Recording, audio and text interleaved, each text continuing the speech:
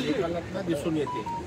आरोप प्रत्यारोप खूप केले गेले आणि ज्या पद्धतीनं शिंदे साहेबांच्या मागे आमदार उभे राहिले, लोकप्रतिनिधी उभे राहिले, मोठ्या प्रमाणावर पक्षाचे पदाधिकारी होते, तशाच पद्धतीनं मोठ्या संख्येनं आमदार, खासदार, पक्षाचे पदाधिकारी यांचं समर्थन अजितदादांना होतं आणि म्हणून स्वाभाविकपणे कायद्याच्या सगळ्या प्रक्रिया पार करत सगळे पुरावे तपासून आयोगाचं असं निवडणुकीचं मत झालं असणार आणि त्या आधारे जो निकाल मिळालाय त्यामुळे निश्चित आमच्या महायुतीत आम्हाला आनंदच होईल।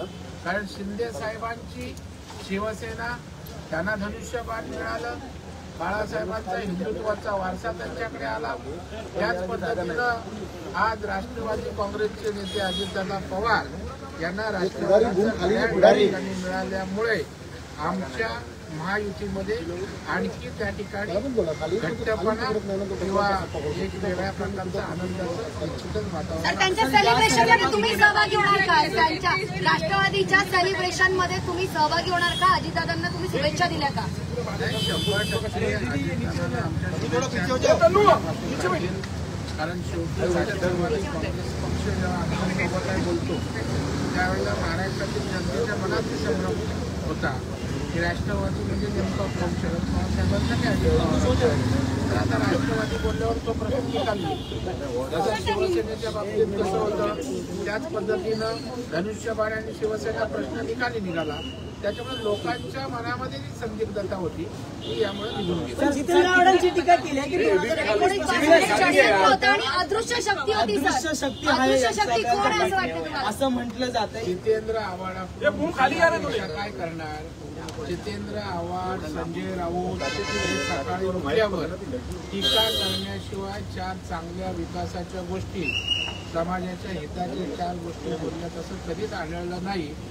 मत्सरानं टीका टिप्पण्या टोकाच्या त्या ठिकाणी करायच्या आणि त्याच्यामुळे आता चिन्ह गेल्यावर आपण आव्हाडांतून अपेक्षा कशी करता की त्यांनी चांगलं बोलावं? आता त्यांना एवढा पोटसूळ झाला असेल की मळमळ त्यांना बाहेर काढावीच लागतात।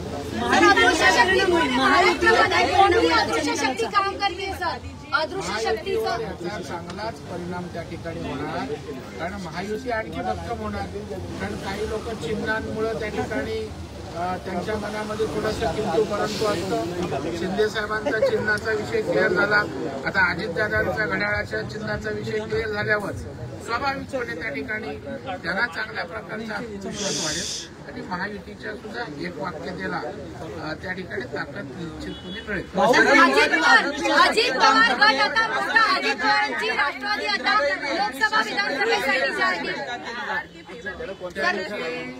दृष्टी त्या ठिकाणी जरा नाजूक झालेली आहे, त्याच्यामुळे त्यांना अदृश्य गोष्टी त्या ठिकाणी कशा दिसतात हा खरा प्रश्न आहे। आता